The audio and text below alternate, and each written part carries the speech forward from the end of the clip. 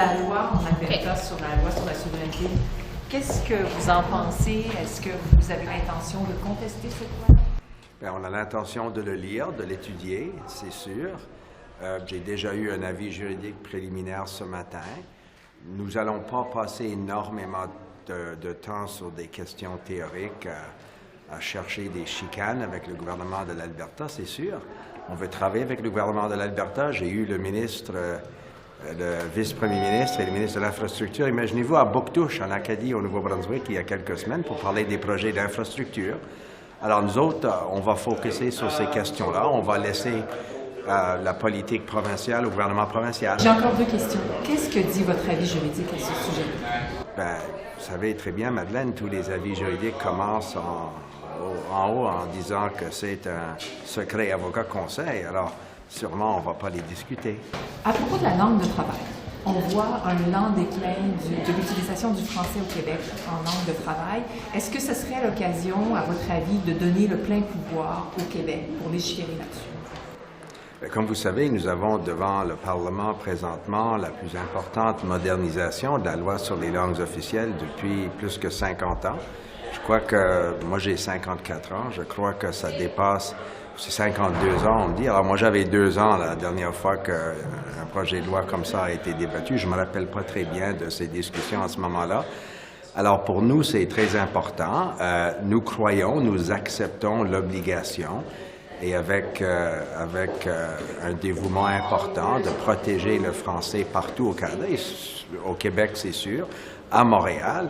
Moi, j'ai eu une discussion très encourageante avec le ministre Roberge à Montréal il y a quelques semaines afin de trouver la meilleure façon qu'on peut travailler ensemble avec le gouvernement du Québec, tout en respectant évidemment les compétences du gouvernement fédéral. Et c'est exactement dans ce sens-là que la proposition du projet de loi qui est devant le Parlement tout de suite devrait être prise. Bien, si on peut travailler avec des entreprises privées, avec le gouvernement du Québec, afin de mieux protéger le français partout au Québec, ça nous fera plaisir de le faire. Donc là, je comprends que vous ne voulez pas céder ce pouvoir-là. C'est ce que vous dites.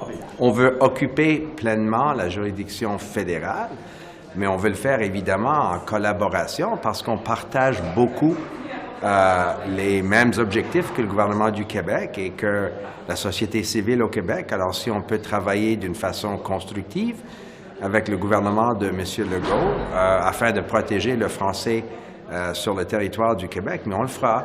Mais quand on parle des industries sous juridiction fédérale, c'est exactement ça, une juridiction fédérale, mais ça n'enlève pas du tout, je pense, l'esprit ou le désir, et c'est ça que j'ai reflété pendant un déjeuner à Montréal avec le ministre Roberge, ça enlève absolument rien du désir de collaborer de cette façon-là. Vous parlez de la réforme de C13. Vous aviez promis en campagne électorale de l'adopter en 100 jours. Ça fait à peu près 4 fois que ça fait. Donc, à quel point êtes-vous sérieux si vous n'êtes même pas capable de respecter votre propre promesse électorale sur le délai d'adoption? Ça fait une quinzaine d'années, Madeleine, que vous êtes sur la colline parlementaire. Vous avez eu, dans le passé, vous avez vu des gouvernements minoritaires. On aurait aimé l'adopter à l'intérieur de 20 jours, ou 75 jours, ou 100 jours. Mais si on a un délai, et si on n'a pas pu le faire à l'intérieur de 100 jours, je pense qu'une analyse indépendante, non partisane, confirmerait que ce n'est pas un manque de volonté de la part du gouvernement, des députés libéraux. Il faut travailler dans le contexte d'un Parlement minoritaire avec d'autres formations politiques. Et il faut aussi travailler, par exemple, avec les conservateurs qui passent leur temps à essayer de vandaliser des projets de loi devant le Parlement. Alors nous sommes... Non, malheureusement, ce n'est pas unique à ce projet de loi-là. Le désir des conservateurs de vandaliser l'agenda politique et législatif s'applique malheureusement à beaucoup de projets de loi, mais dans le Code C13, c'est sûr, la loi sur les langues officielles, mais ça ne nous enlève pas la volonté et franchement l'excitement de moderniser cette loi-là. Et moi, je suis tout à fait optimiste. Moi, je ne suis pas pessimiste du tout. Et je suis convaincu qu'on va réussir à faire quelque chose de très important pour les francophones partout au Canada, y compris au Québec. What does it say about Canadian unity that you have a province that says that it's going to only follow the national laws that it really wants to? I think that's a good question to ask a provincial government. We haven't said that we're only interested in following federal law. We think there's a constitutional division of powers in Canada that should be respected. We respect the sovereign jurisdiction of provincial legislatures within their own division of powers. But we also look forward to collaborating with provincial governments, including the government of Alberta, on issues important to Albertans. And my colleagues from Alberta say that their constituency offices haven't been lit up by people calling and insisting on having more sovereignty in the province of Alberta. They're talking about issues as important as job creation, as immigration, as infrastructure, as joining in a collaborative effort to fight climate change. So that remains our focus, but we don't speak for the government of Alberta or certainly for the legislature of Alberta. But should that not mean that Canada challenges the legality of this legislation? We don't spend our time looking at every municipal council or provincial legislature, seeing how we can be the corrector or the police officer for decisions made in legislatures of provinces. But this affects the federal government. This is not just something that affects Alberta. Well, again, we want to see, first of all, the legislation in many cases offers some imprecisions that we look forward to seeing the legislative process of Alberta address. The bill was introduced at first reading. It wasn't debated and it wasn't passed. So I think before people start talking about challenging laws, I'm not even sure it's constitutional to challenge a law that hasn't been passed. So I think the whole thing may be hypothetical. In fact, I think I went to that course in law school. I'm not sure if somebody has a news conference that constitutes a constitutional challenge. So you'll wait to see if the bill passes before the federal government makes a decision about what to do about it, if anything? We're not rushing around, as I said yesterday, looking to pull firearms or create squabbles. We're looking to work collaboratively with provincial governments, municipal governments. That's our focus. The Alberta government is entitled to present whatever legislation it wants before the legislature of Alberta. I assume that it'll be debated and ultimately voted upon. And our government will decide at that point if it's something that we want to take up, or if we want to continue our focus on issues that we think are important to Albertans. And for the moment, our priority remains issues, as I said, like job creation, like the fight against climate change. Those are things that we collaborate happily and constructively on with the government of Alberta, and we look forward to continuing to do so. You say that you don't go to every municipal, you're not looking at every city council or whatever, but as the government seeks to enact a legislative agenda at the national level, so surely you have to take into account conditions on the ground. And if you're, for example, trying to have a just transition, which is a massive part of your agenda, and you have a government in Alberta that is basically saying we will throw roadblocks up at that every step of the way, that does influence your plan. No, it doesn't influence our plan. If, as I said, some bill received first reading in the Alberta legislature, if ultimately that legislation is passed, maybe it'll be amended, maybe it won't be, then some minister has to then introduce a motion that then has to be voted on and passed. So there's a great number of what-ifs. We think it's not particularly constructive to try and peer around every corner and imagine what the scenario might be. We're very serene that we're occupying federal jurisdiction in a constructive and positive way.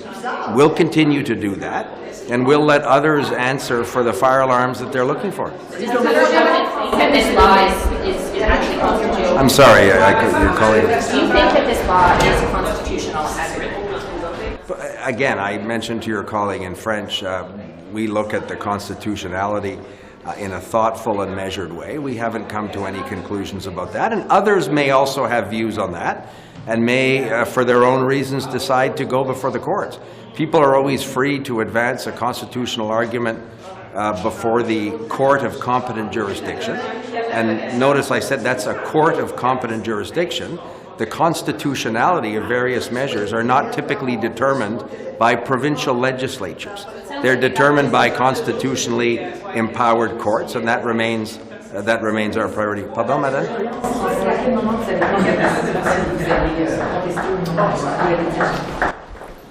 Comme j'ai dit, il y a un projet de loi qui a été déposé en fin de journée hier devant l'Assemblée législative de l'Alberta. On a hâte d'écouter le débat, on a hâte de voir si ça sera amendé. On a hâte de voir si, ultimement, ce sera adopté. Et même quand ce sera adopté, on a hâte de voir comment les ministres du gouvernement de l'Alberta pourront utiliser, ultimement, ce projet de loi, advenant que c'est adopté. Alors, nous n'allons pas passer énormément de temps sur des hypothétiques à 3 ou 4 révolutions devant nous. Nous allons continuer de travailler avec le gouvernement de l'Alberta d'une façon constructive. Moi, je demeure très optimiste de mes conversations avec les ministres du gouvernement de l'Alberta. Ils sont focusés comme nous sur les enjeux, que ce soit les changements climatiques, l'immigration, les pénuries de main-d'œuvre. Ça demeure pour nous une priorité. On va laisser le gouvernement de l'Alberta répondre pour leur projet de loi. Donc, vous ne cherchez pas la chicane? Avez-vous l'impression qu'ils cherchent la chicane aux déposants? Ben, moi, honnêtement, je ne peux pas parler pour eux autres. Si eux autres ont décidé de poursuivre la chicane, mais qu'ils répondent devant les électeurs de l'Alberta, moi, je suis ici pour dire que nous voulons travailler avec le gouvernement de l'Alberta. L'Alberta est un partenaire économique très important pour le Canada. Et moi, je représente une région rurale au Canada atlantique. Il y a énormément de personnes de chez moi qui sont allées travailler en Alberta.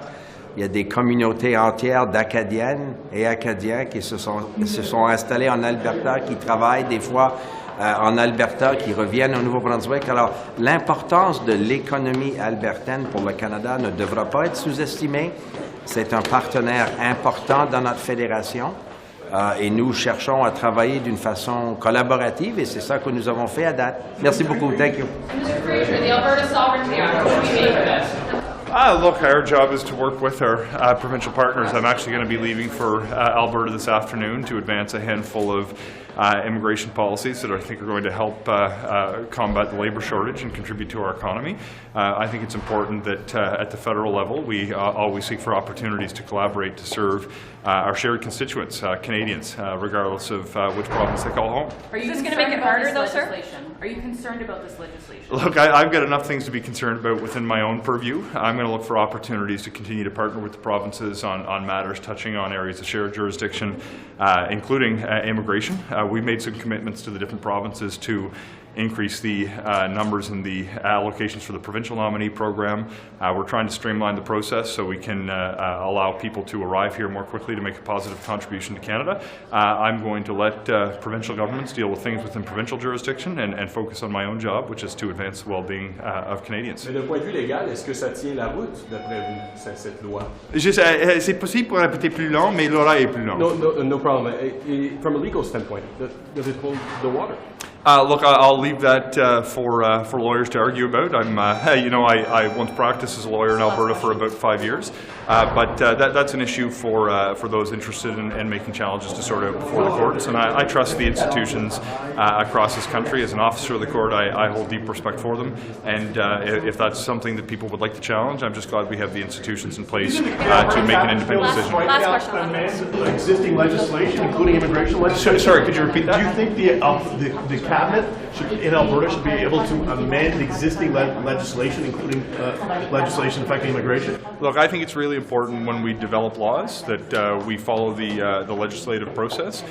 The government is going to advance measures that they deem are appropriate. To the previous question, if people are interested in challenging that, that's not for a federal cabinet minister to insert themselves into. That's for people in Alberta to sort through and to make whatever challenge they may feel is appropriate. Look, thanks very much, folks. I'm going to head into the room. John, would you like to weigh in on the Alberta Sovereignty Act? La loi sur la souveraineté de l'Alberta, est-ce que vous pensez que ça tient la route, ce que Mme Smith propose, puis l'approche où le cabinet pourrait modifier des lois pour circuler l'Assemblée, etc.? Qu'est-ce que vous pensez? Bien, moi, je pense que ce qui fonctionne dans notre fédération, c'est que les gens travaillent très bien ensemble. Moi, c'est mon cas avec les ministres de la Santé. On a l'avantage d'avoir une fédération où on partage à la fois des juridictions, mais aussi des responsabilités de tout le monde travaille ensemble. Alors, je suis sûr que ça va continuer à se faire avec l'Alberta compris. Bien, il faudrait poser la question à des juristes. Malheureusement, je n'ai pas la chance d'être juriste, mais ayant la chance d'être ministre de la Santé, moi, je sais que mes relations avec le ministre de la Santé albertain sont très bonnes. On s'entend sur l'ensemble des choses qu'il faut faire ensemble, et je pense que ça va continuer à être le cas. I know maybe not your backyard, per se, the Alberta Sovereignty Act, but in it, Danielle Smith, in announcing it, she specifically references, for example, the federal gun buyback program, that they would just ignore it. That would be the purpose of the Sovereignty Act. So what's your take about how this interplays with what your government is trying to do, for example, on firearms? Well, the act was just tabled yesterday, if I'm not mistaken. We're going to go over it with a fine-tooth comb to understand exactly what the intricacies are, but when it comes to matters of gun control and regulation, I mean, the Supreme Court has established for many years now that that is within the exclusive jurisdiction of the federal government, but it is a shared responsibility. And with Alberta, we have worked very well on an array of priorities, including through police service arrangements with the RCMP, who provide public safety on the ground, through, for example, First Nations and Indigenous policing, and very recently I was able to announce, along with the Siksika First Nation, bringing back an Indigenous-led police service. So there is robust collaboration not only with Alberta, but with all provinces and territories, and there will continue to be. I mean, the only way this country works is if all levels of government have a good, open, and frank dialogue, and for me there are a whole range of priorities when it comes to keeping communities safe that we need to continue to work with Alberta on, and all PTs, and we will do that. What is your proof point for the guns that you were currently seeking to ban via amendment? What is your proof point that those guns are responsible for gun violence in this country? What's your evidence for that? Well, look, there's a very, I think, a technical threshold that has been in the law now since May of 2020 through the Order in Council, which establishes parameters around lethal force, around bore diameter, around, frankly, a number of models that have been banned or prohibited for many, many years.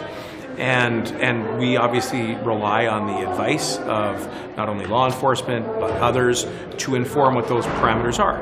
And putting them all together, you establish a set of laws that are there to protect communities from guns that have no place in them. And that is the government's judgment. I mean, for 2.5 years, we have said that assault-style rifles have no place in our communities. They've been used, for example, in mass casualties in Portapique and Truro, at the Quebec City Mosque, at Polytechnique. There were 2 police officers that were gunned down in South Simcoe.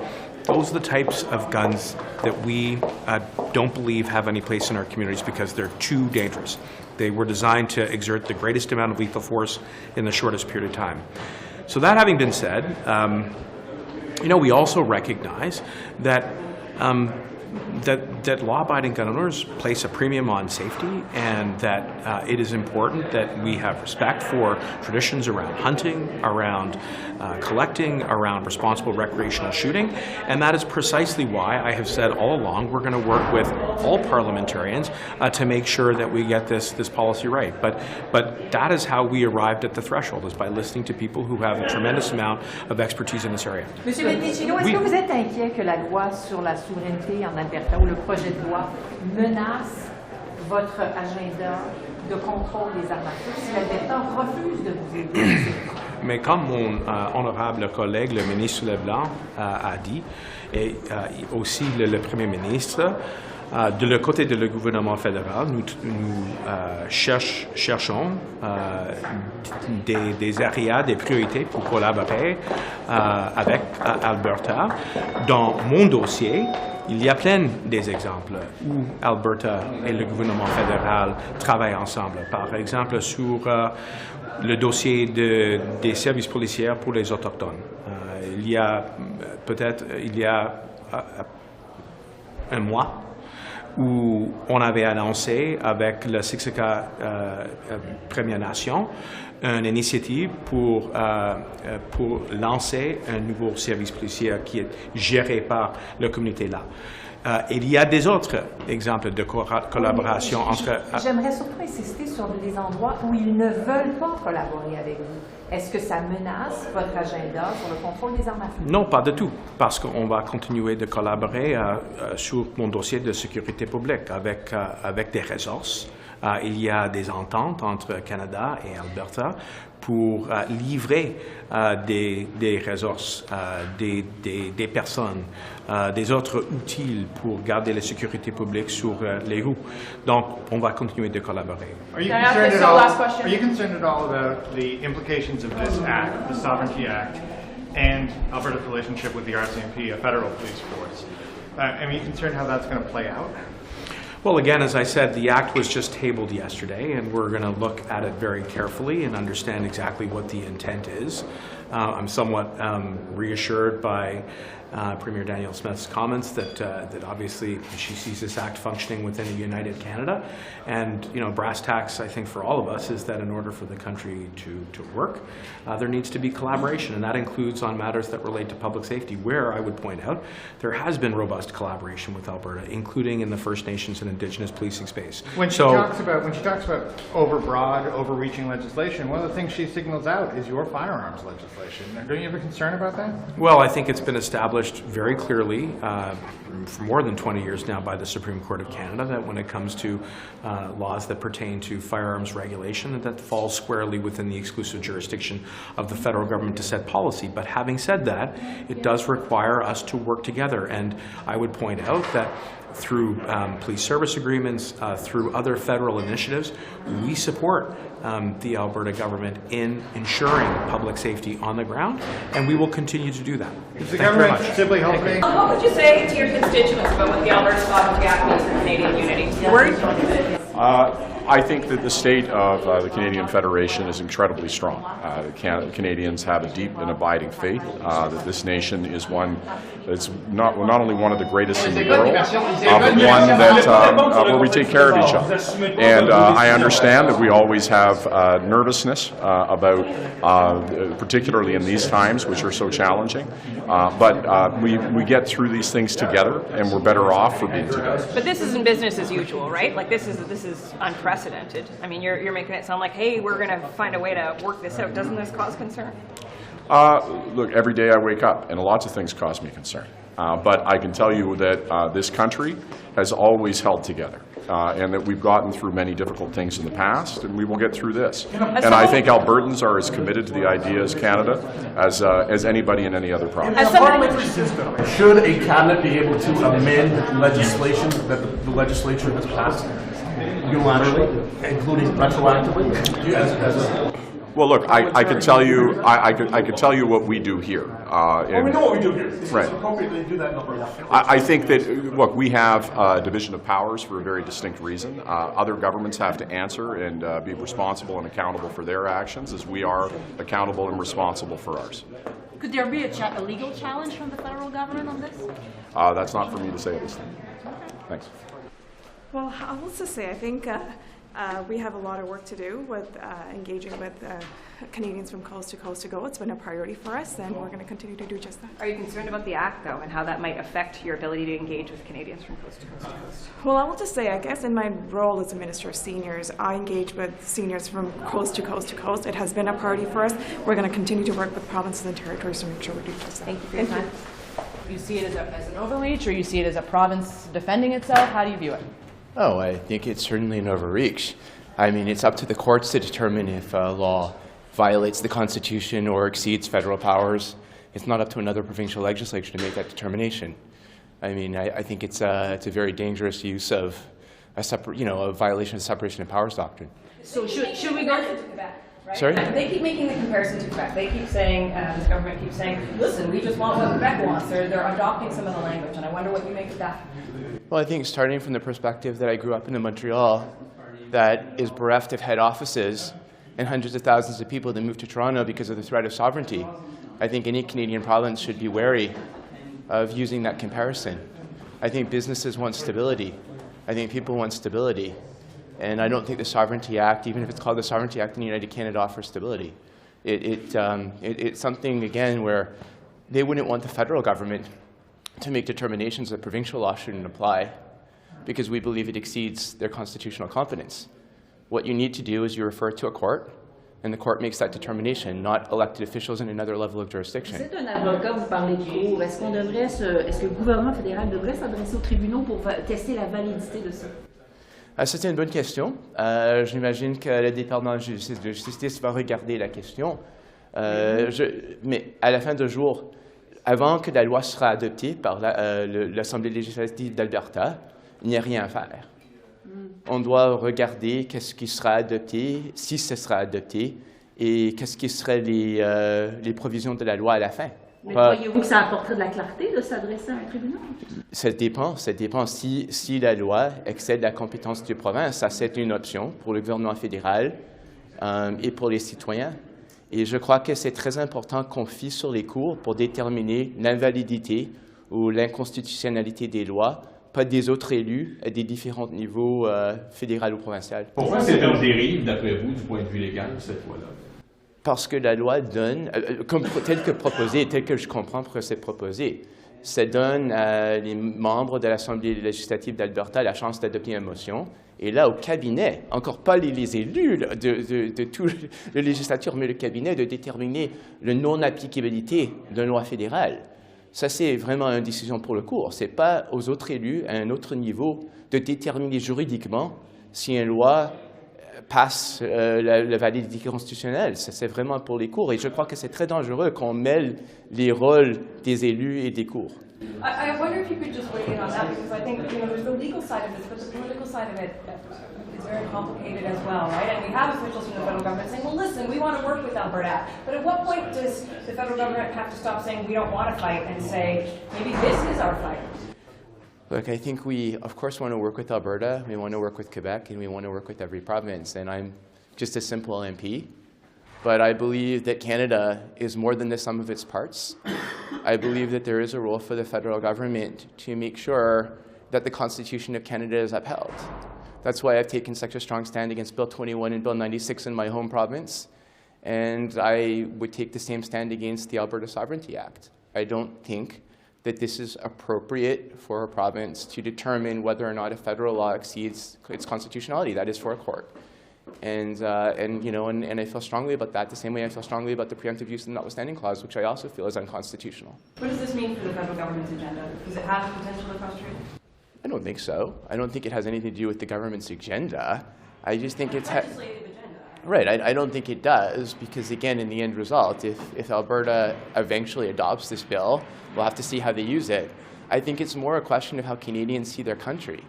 And do Canadians see their country as a unified whole, as a country, again, where the federal government has a role to play within federal jurisdiction, or whether or not we see it as 10 provinces and 2 territories that can do whatever they want. And I feel very strongly that as a Canadian, everybody should play in their lane, and playing in their lane means that legislatures don't determine whether something is constitutional from a different level of government. It's up to courts. Obviously, legislatures will legislate jurisdictions. I think taking a step like that seems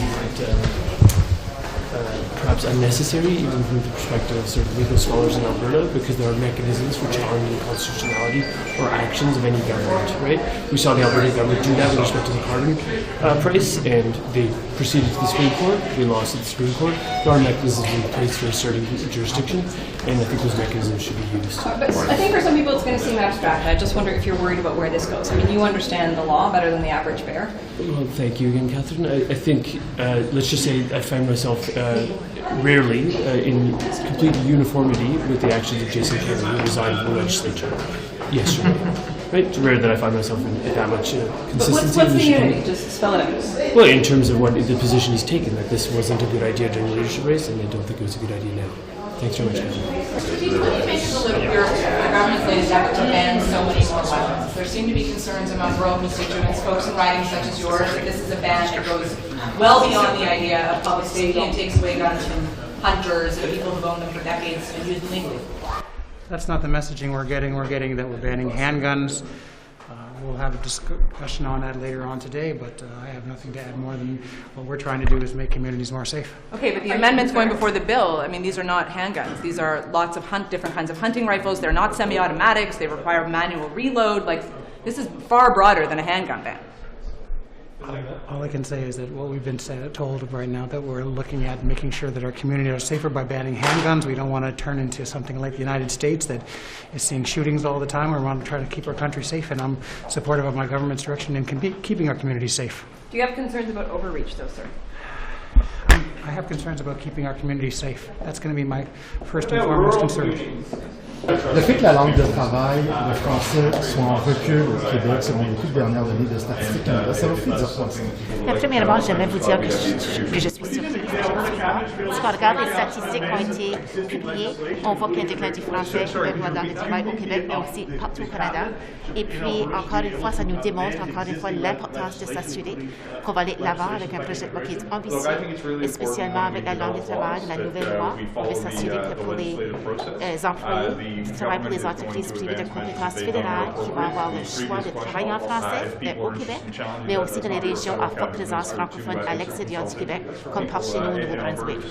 Mais c'est pas une preuve qu'on devrait obliger le bilinguisme des hauts fonctionnaires. Votre collègue, M. Arsenault, dit qu'à la lumière des chiffres ce matin, ça rajoute à l'argument d'obliger le bilinguisme des hauts fonctionnaires. Vous en pensez quoi? Encore une fois, je pense que c'est très important de s'assurer qu'on va faire notre juste part. Je reconnais l'importance, puis on reconnaît aussi qu'il y a des inquiétudes. Les gens veulent s'assurer que comme fonctionnaires, qu'ils pourront travailler en français. Moi et la ministre Fortier, c'est sûr qu'on travaille ensemble. Et puis la ministre Fortier est une championne, puis on veut tout faire pour s'assurer qu'il va y avoir des cours de francisation qui vont être disponibles, mais aussi pour s'assurer que les gens vont avoir l'option de travailler en français. En tant que fière acadienne, je vais être honnête, pour moi c'est une priorité. Et puis je veux m'assurer que les gens vont avoir le choix de travailler dans leur langue. Mais pourquoi c'est moins ambitieux que le livre blanc de Mélanie Joly qui prévoyait le Conseil du Trésor ou une agence centrale pour gérer la loi sur les langues officielles? Tout à fait le contraire. Notre projet de loi C13 est un projet de loi qui est ambitieux avec du montant, un projet de loi qui va s'assurer que, encore une fois, que les employés qui travaillent dans les entreprises de compétences fédérales au Québec vont avoir le droit de travailler en français, puis aussi dans les régions à forte présence francophone. Pour toute la question de l'étude du projet de loi, il est présentement au comité parlementaire. Comme qu'on voit, ça fait 8 sessions qu'on voit du filibustering qui se passe. Mais pourquoi le Conseil du Trésor n'est pas chargé de la loi sur les langues officielles? Encore une fois, le comité parlementaire est en train de faire l'étude du projet de loi, puis j'ai bien hâte de voir les différents. Les données d'aujourd'hui ne donnent-elles pas un peu raison au Bloc comme quoi ça anglicise d'une certaine façon? Il ne faut pas donner le choix de la langue de travail, que ça devrait être le français au Québec. Encore une fois, quand on regarde les entreprises privées de compétences fédérales, avec notre projet de loi, les employés vont avoir le choix de travailler en français. Et puis aussi, n'oublions pas dans les régions à forte présence francophone, puisque plusieurs régions à l'extérieur du Québec aussi, on veut s'assurer que les employés vont avoir ce droit-là.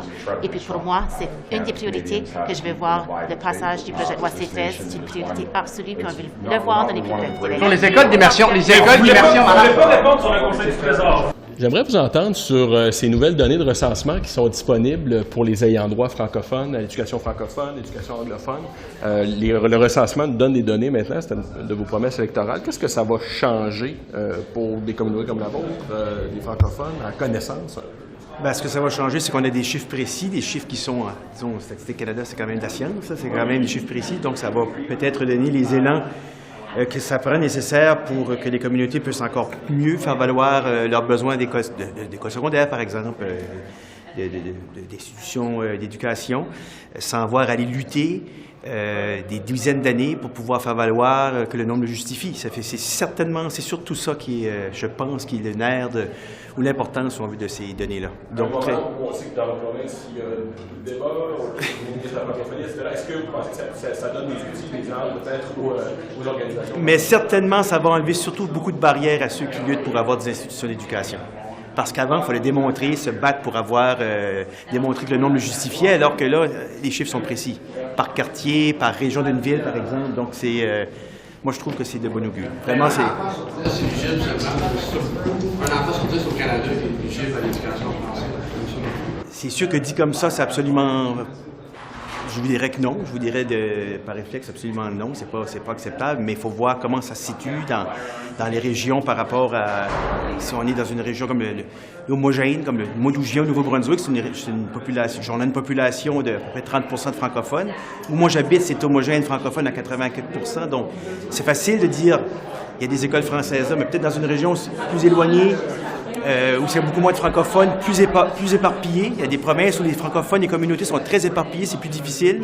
Donc je pense qu'il faut faire des progrès, il y a toujours des progrès à faire, mais encore une fois, Statistique Canada, on s'est battu pour que les bonnes questions soient demandées au dernier recensement. On va voir ce que ça va donner. C'est nouveau. C'est la première fois que les questions sont posées de ce genre-là pour respecter l'article 23 de la Charte. Allons voir ce que ça va donner. Je vais dire, laissons le temps au coureur. Moi, je pense que ça va faire des petits, comme on dit chez nous. Qui vont même pas à l'éducation en français. Fait que 23% là, qui vont en anglais alors qu'ils sont éligibles en français. Trouvez-vous ça acceptable, vous? Ce n'est pas acceptable. Il faut faire mieux, puis on est capable de faire mieux. Commençons par la petite enfance. Si on les perd là, si on les perd là parce qu'il n'y a pas d'espace, où il n'y a pas d'institution qui peut les recevoir, comment, après ça, les encourager à faire l'école? Et si on les perd à l'école, comment aller au collège francophone, à l'université francophone? Il y a tout ça qu'il faut penser en amont.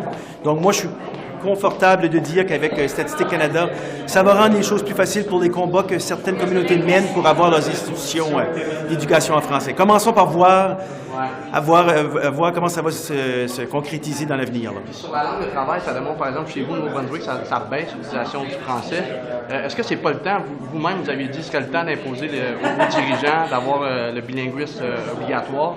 Est-ce que ce recensement-là, qui parle de la langue de travail, ça ne devrait pas peser sur l'accélérateur des... Moi, je dirais que ça ne devrait pas peser sur l'accélérateur. Est-ce qu'on devrait absolument aller plus vite pour adopter une telle mesure au budget bilinguisme en sachant les données qui sont sorties ce matin? Absolument. En tout cas, dans une province comme la nôtre, c'est le contexte que vous me positionnez dedans, absolument. Moi, je pense que la province du Nouveau-Brunswick, de toute façon, ça devrait être le cas partout, pas dans des régions précises. C'est une province bilingue au sens de la Constitution, si on veut. Donc, absolument. Puis je pense que les gouvernements, tout palier confondu, fédéral, provincial, les postes de position, les postes de direction, les importants, je pense que dorénavant, il faudrait que ce soit de montrer l'exemple et d'avoir des postes de direction qui soient bilingues. En tout cas, particulièrement au Nouveau-Brunswick. Merci. Bonne journée.